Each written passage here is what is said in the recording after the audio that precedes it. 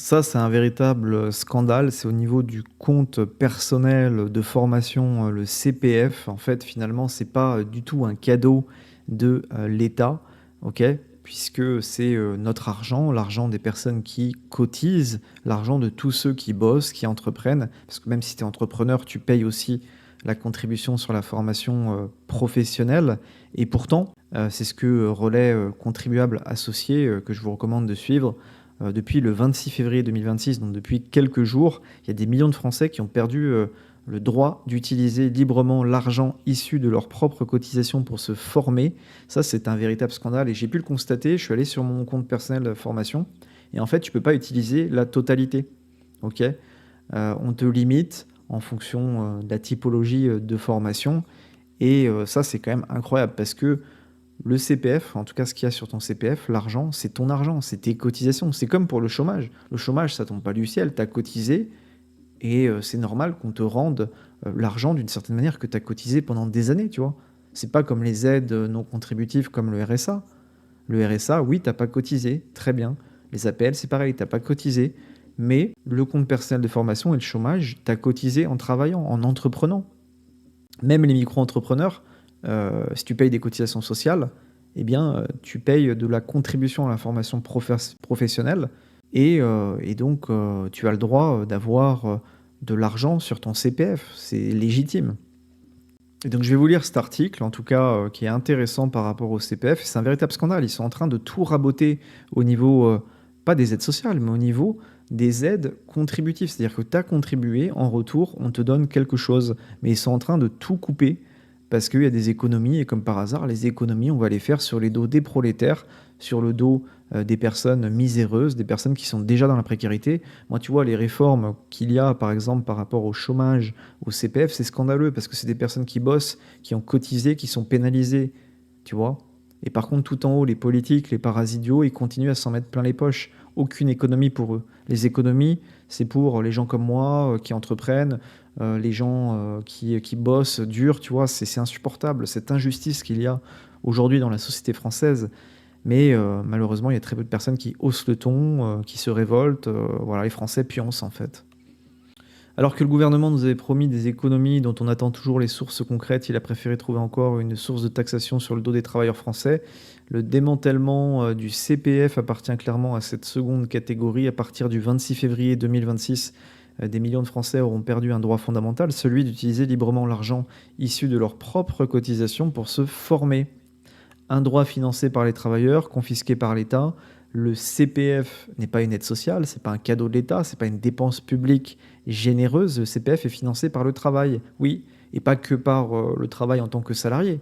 C'est aussi les entrepreneurs ont le droit à un CPF parce qu'ils cotisent. Et donc, c'est des cotisations qui sont prélevées sur votre salaire, parce que vous avez un salaire brut, et la différence entre le brut et le net, eh bien, c'est les cotisations, et chaque mois, vous payez pour avoir des droits à la formation. Sauf qu'ils sont en train de tout couper, de tout limiter. Et à mon avis, le CPF, ses jours sont comptés. Sous couvert de sécurisation du dispositif, l'État a décidé d'imposer une participation financière obligatoire à chaque utilisation du CPF, fixée aujourd'hui à 103 euros, avec une augmentation automatique indexée sur l'inflation, et ce, à chaque mobilisation, puisque le CPF est désormais plafonné. Autrement dit, vous payez pour constituer votre CPF, vous payez pour l'utiliser, et vous paierez de plus en plus pour y accéder.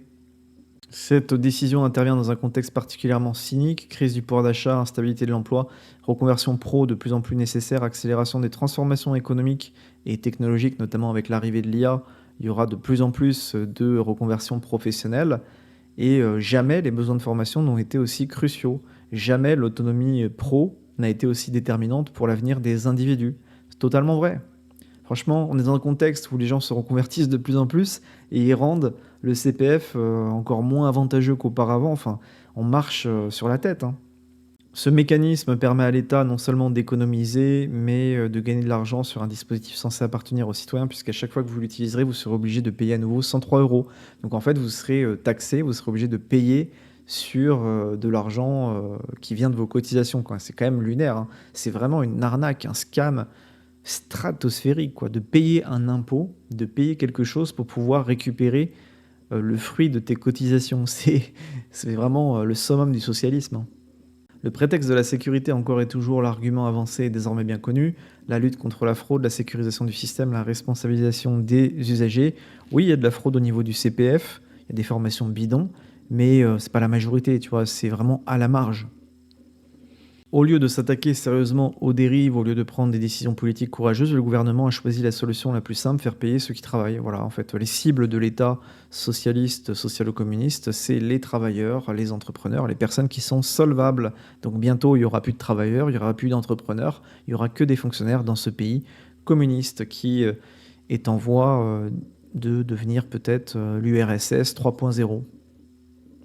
Les centres de formation gonflent les prix lorsque vous utilisez votre compte formation. Oui, c'est vrai, il y a aussi des formations bidons, mais je trouve ça scandaleux de faire payer finalement l'utilisation du CPF aux contribuables, enfin aux personnes qui justement ont cotisé pour bénéficier de ça. Les formations sont inintéressantes dans l'ensemble et surtout hyper chères. Rapport contenu-prix, oui, c'est vrai qu'elles sont chères. Après, moi, je l'ai utilisé mon CPF pour faire un bilan de compétences. Ça m'a bien aidé il y a quelques années, donc je ne vais pas cracher dans la soupe. Il faut rendre l'argent des comptes CPF aux Français et fermer ce bousin inutile qui n'enrichit que des boîtes de formation véreuses. Je suis assez d'accord. Je pense qu'il faudrait réformer complètement le CPF et rendre l'argent directement aux Français pour qu'ils se financent par eux-mêmes, qu'ils utilisent cet argent pour peut-être acheter des formations moins chères mais plus qualitatives, en sachant que tu peux te former aujourd'hui assez facilement. D'ailleurs, moi, je vends des formations. J'ai une formation sur YouTube, une formation sur l'investissement financier, qui sont à prix extrêmement abordables, extrêmement accessibles, que je ne vends pas plusieurs milliers d'euros, contrairement à certains qui sont des voleurs. Et avec cet argent, les Français pourraient acheter des petites formations pas très chères, qui apportent plus de valeur que certaines grosses formations qui peuvent être parfois même des arnaques. Mais sur le principe, vous voyez, je trouve ça scandaleux qu'on demande de payer 100 balles, un forfait de 100 balles aux travailleurs, aux personnes qui ont cotisé. Tu vois, je trouve que c'est le summum du foutage de gueule, si je puis dire. Et l'État devrait nous rendre cet argent du CPF avec les intérêts qu'on n'a pas pu toucher dessus. Donc encore une fois, ce CPF a été vraiment une idée extrêmement bête, une idée qui a généré pas mal d'escroqueries, d'arnaques. Il y a beaucoup de boîtes de formation qui se sont enrichies, qui ont très très bien mangé avec ça.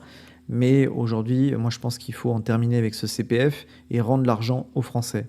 Mais qu'on demande de payer un forfait de 100 balles pour pouvoir utiliser l'argent de ces cotisations qui est sur un CPF, ça pour moi c'est le summum de la bêtise. Partage-moi ton avis en commentaire par rapport à cette vidéo. Qu'est-ce que tu en penses par rapport au CPF? Est-ce qu'il faut supprimer ce dispositif? Est-ce qu'il faut rendre l'argent aux travailleurs? Est-ce que tu trouves normal de demander une participation aux travailleurs, aux entrepreneurs pour pouvoir utiliser leur CPF? Partage-moi ton avis en commentaire, like, abonne-toi. Et en description, tu as toutes les ressources, formation, e-book gratuit et également un petit formulaire si tu veux me laisser ton mail pour qu'on reste en contact en cas de censure. Je te dis à plus tard.